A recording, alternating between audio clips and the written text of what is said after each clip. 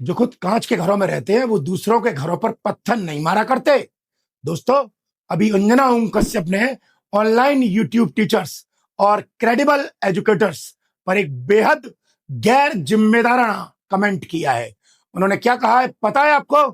कि यूट्यूब वाले टीचर्स को 2 कौड़ी का स्टार टीचर्स, यूट्यूब वाले स्टार टीचर्स जिनको कुछ जानना ना कौड़ी, कभी ब्लैक बोर्ड लेकर कुछ एक्सप्लेनर बनाते हैं, खाली व्यूज बटोरते हैं, उटपटांग ग्रैब्स लिखते हैं और उसके बाद से अपने आप को इतना महारथी समझने लगते हैं कि कुछ लोग उनको फॉलो करने नहीं होता।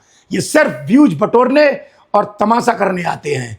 आज इस वीडियो में दूध का दूध और पानी का पानी करने जा रहा हूं। दोस्तों, हम किसी पर व्यक्तिगत कीचड़ नहीं उछालेंगे, बल्कि आईना दिखाएंगे इनको, उस मीडिया को जो खुद को समाज का चौथा स्तंभ कहती है। आज बात होगी असल में देश के भविष्य कौन बना रहा है। स्टूडियो में बैठकर चिल्लाने वाली टीआरपी की दुकानें या रातों की नींद हराम करके कंटेंट बनाने वाला देश का शिक्षक। दोस्तों, इन्होंने क्या आरोप लगाया है कि ऑनलाइन टीचर्स बिना नॉलेज के कुछ भी पढ़ा देते हैं। चलिए थोड़ा होमवर्क की बात कर लेते हैं। ये वही मीडिया है दोस्तों जिसने हमें बताया था कि 2000 के नोट में सैटेलाइट से आई है। तो 3 बातें बताई गई हैं कि उसमें नैनो टेक्नोलॉजी, जीपीएस का इस्तेमाल है। अगर एक जगह पर बहुत सारे नोट एक साथ पड़े रहेंगे तो न सिर्फ चलने वाली माइक्रोचिप लगी है। याद है आपको? ये वही मीडिया है जो किसी दिग्गज कलाकार यानी धर्मेंद्र साहब के अस्पताल जाते ही उनके आज पूरा देश गमगीन है, याद कर रहा है धर्मेंद्र जी को। धर्मेंद्र जी सिर्फ एक नाम नहीं, ये एक युग है। आज ये युग बीत गया। उनके निधन की झूठी खबर चला रही थी, यानी कि किसी को जीते जी मार दिया था इस मीडिया ने। ये वही मीडिया है जिसने सुशांत सिंह राजपूत केस में फर्जी चैट्स दिखाने से लेकर देश की जीडीपी और ऐतिहासिक आंकड़ों पर बिना रिसर्च के लाइव डिबेट में रायता फैलाया है। यह उनका रोजाना का काम है।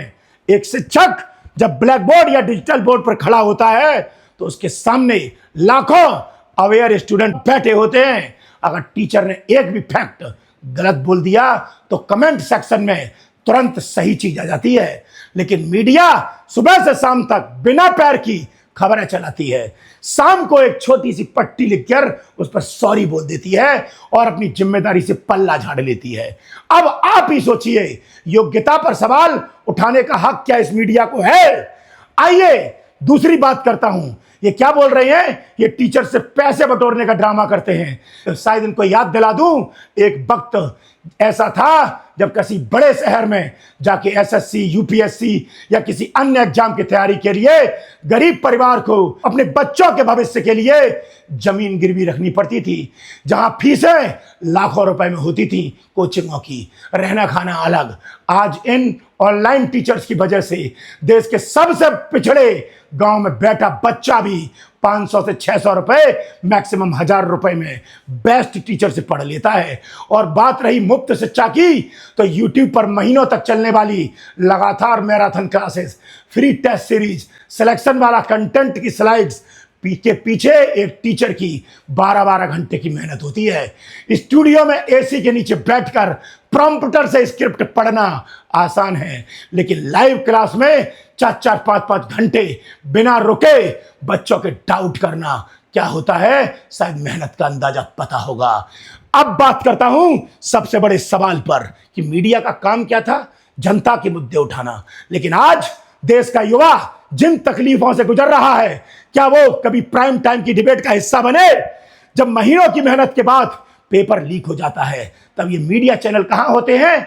जब वैकेंसी सालों साल लटकी रहती है, अचानक कम कर दी जाती है, तब डिबेट नहीं होती इन मीडिया में। जब सीबीएसई या अन्य बोर्ड्स में धांधली की खबरें आती हैं, तब उस पर पत्रकारिता नहीं होती। इन गंभीर मुद्दों पर देश के युवाओं की कोई आवाज नहीं उठाते। ये मीडिया क्या आवाज उठाती है? झालमुड़ी के फायदे क्या हैं, मेलोडी के फायदे क्या हैं? यह मीडिया है, और यह मीडिया ऐसी है कि पूरे भारत का सर इंटरनेशनल मार्केट में झुक जाता है। 180 देशों की सूची में भारत का स्थान 157 नंबर पे आता है। ये शर्म की बात है इस मीडिया के लिए। और तो और, जब कोई छात्र डिप्रेशन में होता है तो कोई एंकर उसे सांत्वना देने नहीं आता, बल्कि यही टीचर्स उनके हक के लिए ट्विटर पर कैंपेन चलाते हैं, सड़कों पर आते हैं और पुलिस की लाठियां तक खाते हैं और उन्हें मोटिवेट करते हैं। शायद मीडिया को यही बात खटकती है कि जो काम मीडिया को करना चाहिए था वो काम आज ये शिक्षक कर रहे हैं।